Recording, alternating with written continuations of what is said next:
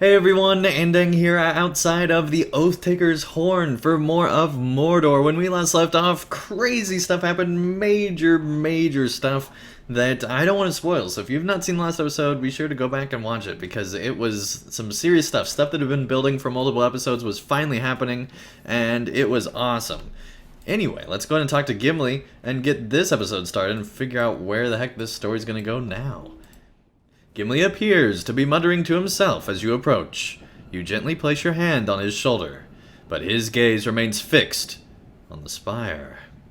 I have made more than a few mistakes in my time, Andang, but as any fine dwarf would, and as I always have, I put them to rights.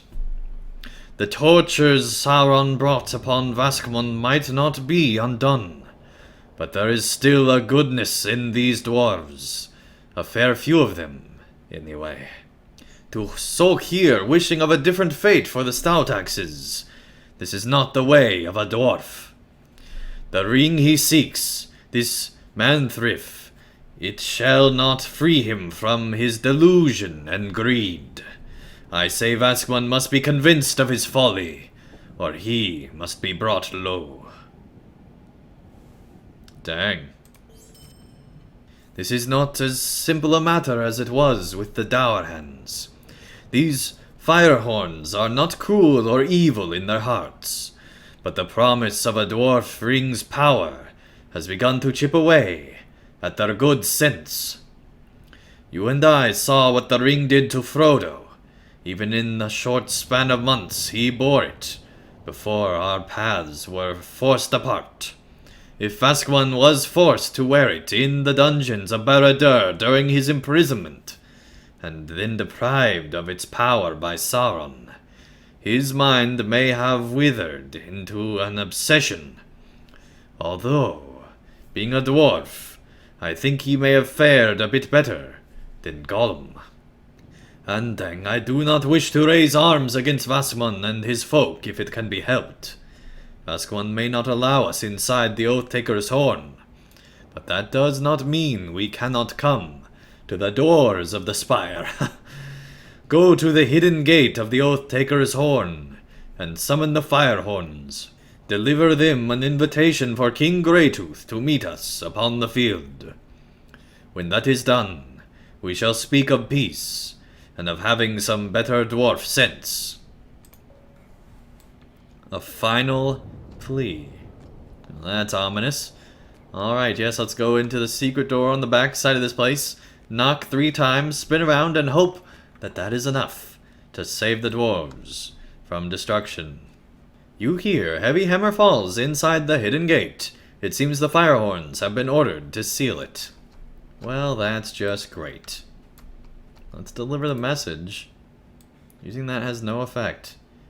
Well, how do we deliver the message? Do we have to go back out to the front gate? Yeah, we do. Alright. You discover a metal rot mechanism outside the main gate. You hear muffled trumpeting as Eater and 2 Firehorn warriors exit the Oath-TAKER'S horn. You should not have come back, Andang. There shall be no peace between our peoples, neither now nor once the ring is found.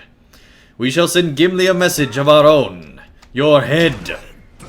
Dang, that got dark real quick. Why? I know I'm not a dwarf and all, but still.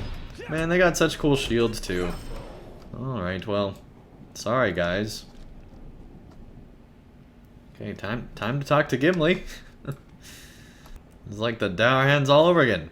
Defeat many evil dwarves in Dor Marth. We have to defeat 100 of them, and that's just getting started? Oh, well, that's kind of a spoiler. Thank you, Deed, for that. Man. Deed just had to spoil things there. Alright, well, clearly this is not going to go how we thought it was. Or at least there's going to be multiple parties here. Time to talk to Gimli once more. And man, it's just cool to see the glow around everything now. Now that we got the higher graphic settings on. Just makes everything look just so much neater. I mean, look at that. That looks awesome. Alright, Gimli. Let's talk. The Firehorns did what now? They attacked you, and they threatened my folk. Gimli's face flushes with anger. Well, that settles it. The time for talk is ended. Our hand is forced, Andang. The dwarves of Mordor have been turned against themselves. Vascmon's treachery cannot go unanswered. We must stop the Firehorns from seeking the dwarf ring. No matter their supposed might, some family heirlooms are best forgotten, I think. It is not unlike the axe of Mithril Ziegelberg, of which you once spoke. If the search does not bring them to ruin, finding it will not change their fortunes. If the men of Mordor still desire the ring, they shall not rest until it is recovered, whether it is by their own hands, or taken from those foolish enough to wield it in Mordor. No matter where he leads them, Vascmon is putting his folk into great danger. The fool would lead his people into the fires of Mount Doom, if he thought the dwarf ring might be hidden there. These Firehorns are even worse than the Dourhands we encountered in our adventures, my friend. At least I knew where I stood with the Dourhands. Perhaps Legolas was right after all. It is decided then. For the good of the dwarves of Mordor, we must storm the Oath-Taker'S horn. Oh man, that's gonna be crazy. Hold a moment, Andang, before you just go rushing off to the fortress by yourself. You surely saw as I did that some among the Stoutaxes seemed unsettled by the king's command that we be cast out from the spire. What will become of them? Shall they be met now with threats and curses? Perhaps they shall even be unfairly marked as traitors.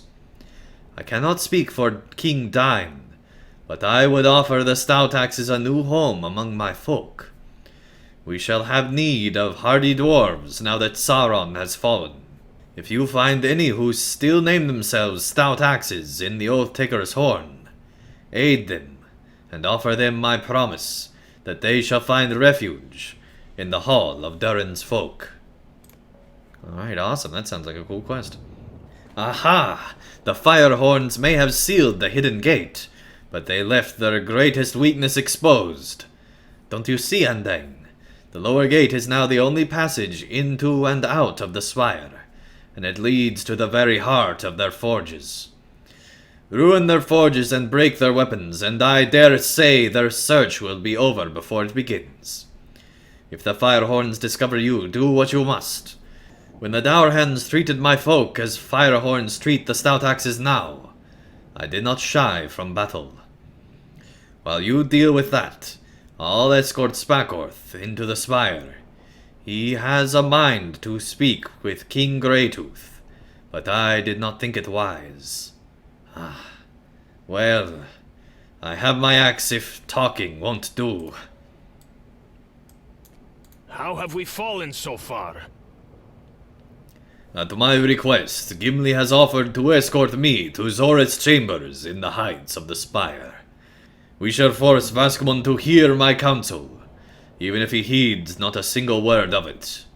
Indeed, the Stoutaxes may be free of the tyrants of Mordor, but Vascmon has become one of them, whether he believes it or not. I trust Gimli's axe shall keep me from harm, but I would ask that you seek Sversting, Dreri, Nath, and Freyka as we storm the spire.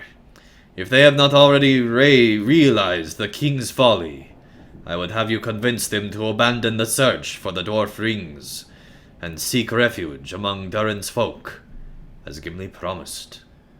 As for Eter, he may stand in our way, but he is a dwarf of words and little else. He has always sought to please those in power, and I think his loyalty now as false as it has ever been. If he stands in the way of the king, he must be defeated or exposed as the coward he is. Go, Andang. Gimli and I shall follow you into the spire. Alright, that sounds awesome. I can't wait to be going into there.